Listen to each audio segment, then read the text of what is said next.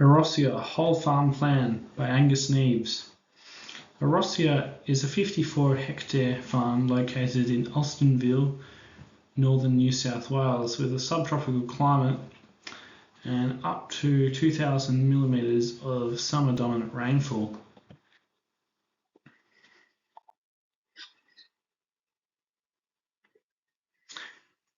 Here's the map of Orossia. As you can see, there is some current contours here in paddocks 1 and 2, and my proposal is to plant cabinet timber species on existing contour swales, as well as plant agroforestry cabinet species rows in paddock 4. Paddock 3 at the top there has existing pecan plantations, and so a suggested syntropic agroforestry is there, but I will not be presenting on that today. The plan is really pretty simple and includes cattle management and long-term cabinet timber species outlook. The challenges faced by the farm currently include manpower, the weather, profitability. They want to look at organic protocol and whether it's worth it, comparing it with conventional management, and they're sort of really looking at how their land management is contributing to broader societal benefits, and they want to really understand and manage and learn how to manage weeds and understand how to manage regeneratively. Their goals were really about becoming self-sufficient on the farm and knowing where their food comes from, and creating a more nutrient-dense food system, a more richer lifestyle, and building and improving soil, and making the environment better for the next generation. So really about leaving the land in a better condition than the Orossia managers found it.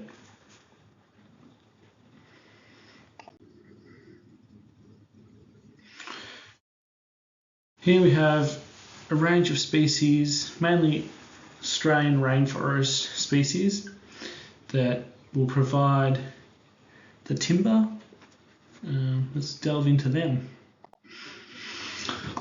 Red cedar, a fast-growing deciduous hardwood reaching 35 to 60 metres.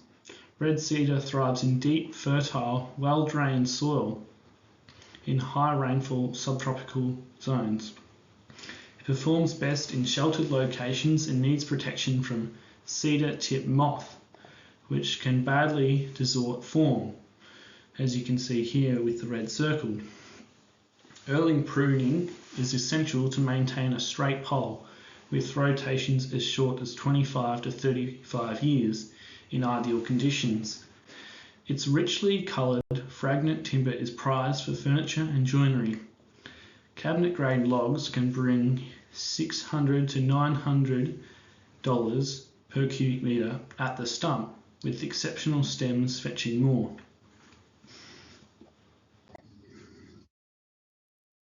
Silver ash is a moderately fast-growing rainforest hardwood to 40 metres. Silver ash prefers moist, well-drained soils and sheltered sites with over 1,000 millimetres of rainfall. Prune early to 6 metres and thin as needed to maintain form.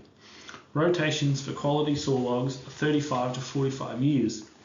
Its pale, fine textured, durable wood is in demand for flooring, cabinetry and high-end joinery. Unmilled logs may fetch 700 to 900 per cubic metre at the stump. Milled timber can reach as much as 6,000 per cubic metre. Rosewood, a slow, moderate growing hardwood to 40 metres. Rosewood grows best in fertile, well-drained soils in frost-free, moisture subtropical areas. It benefits from early form pruning and weed control with rotations of 40 to 50 years for top grade saw logs.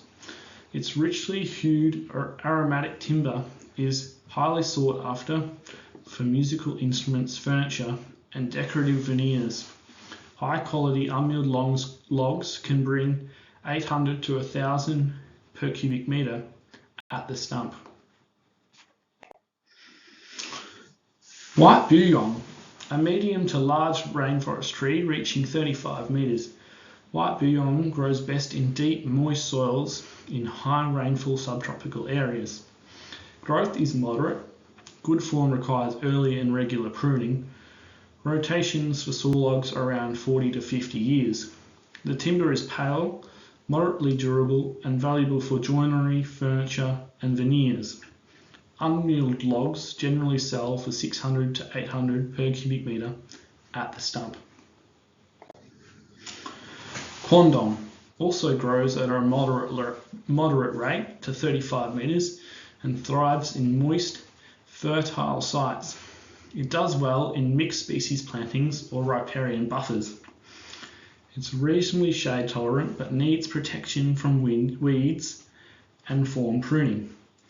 Rotation lengths of 35 to 45 years produce knot-free saw logs. Timber is pale, fine-grained, and suited to cabinet work, flooring, and turning. Unmilled logs often fetch 600 to 800 per cubic metre at the stump.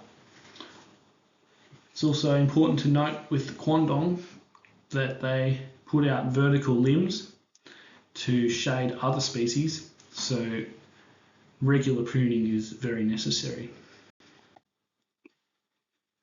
Yellowwood, a medium-large hardwood to 40 metres. Yellowwood grows well in deep, moist soils with high rainfall, often in sheltered valleys. It can tolerate some exposure and is relatively easy to manage, though early pruning is recommended.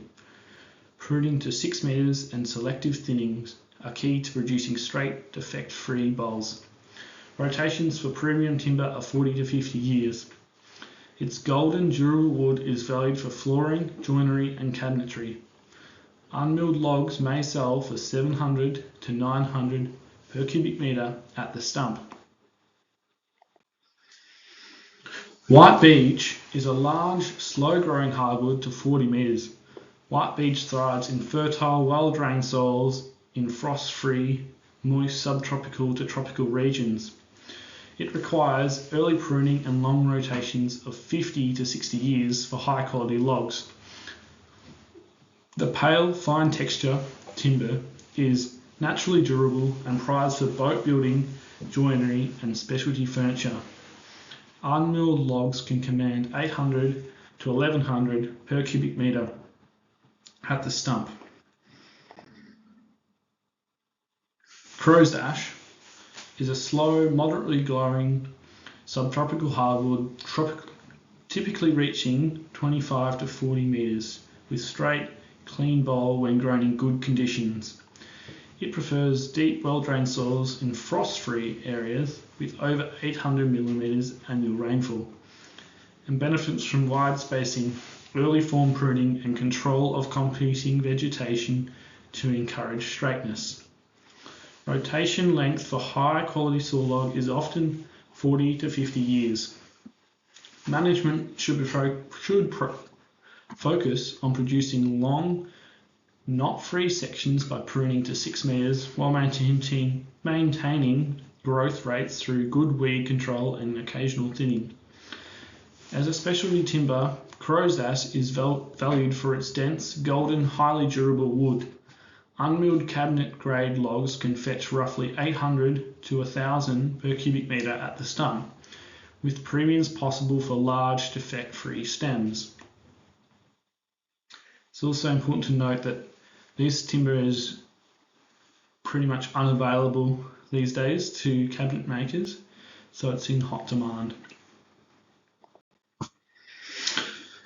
So here we go into management. Carefully match each species to appropriate soil, slope and moisture conditions. e.g. white bouillon in riparian zones and crow's ash on elevated slopes.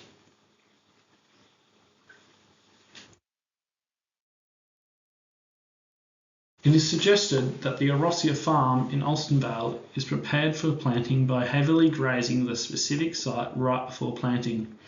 This knocks back any grasses or broadleaves and creates space for the tree to be planted into. The best time of year to plant for subtropical northern rivers is in late summer or early autumn, while there is consistent rain and the soil is still warm. This gives a chance for the seedlings to get settled before the cooler months.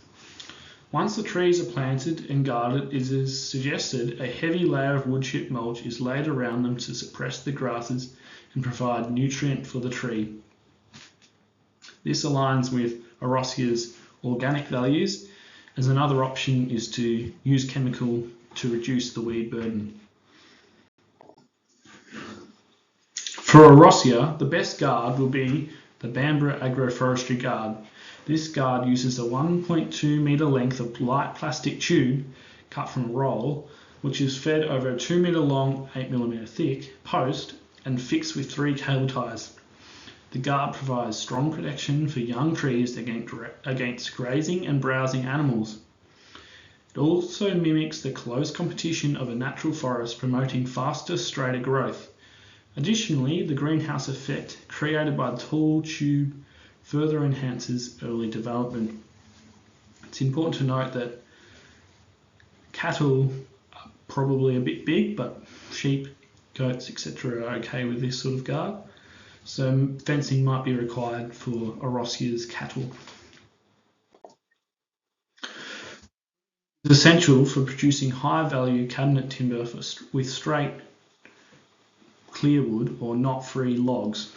Focus on pruning only healthy, straight trees, culling those with excessive butt sweep, forks or heavy bends. Begin pruning when trees are young and dominant, ideally from 2 to 3 years of age.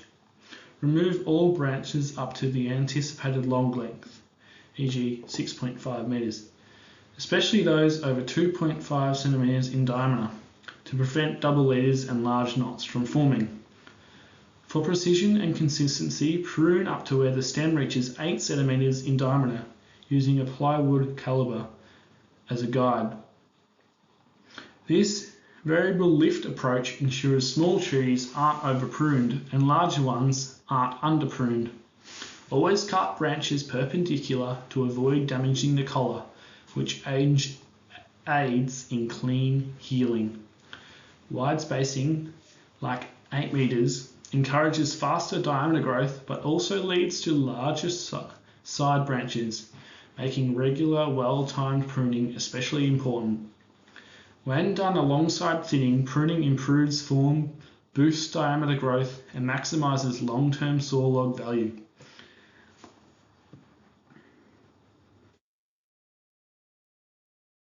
To achieve high-value cabinet timber on the Alstonville property, trees should be planted more widely, at around 8 metre spacing, roughly 150 to 200 stems a hectare, to allow for long-term growth without the need for heavy thinning later. Early management of this should still involve removal of any formed or poorly formed or suppressed individuals and strategic pruning to promote straight, clear boles. Pruning and thinning should work together to maintain healthy crown ratios and timber form. This wide spacing also supports silver pasture integration and reduces long-term competition, leading to better timber quality and resilience. Orossia, the farm-based sawmill, is best practiced by processing logs on site using the portable bandsaw. It reduces transport costs and maintains timber quality. Trees should be selectively harvested when mature, straight and defect-free. Ideal pruned early to produce high-value knot-free logs. Milling should occur soon after felling to prevent degrade, following careful air drying under cover with proper stacking and airflow, and finishing with kiln or solar drying if possible. Offcuts and sawdust can be reused on farm as mulch or bedding, enhancing sustainability. Spacing trees widely at 8 metres allows for easier access and log recovery, and aligning with sawmilling operations with quieter livestock periods helps integrate timber and grazing systems efficiently. Here's the references for my presentation. Thank you for listening.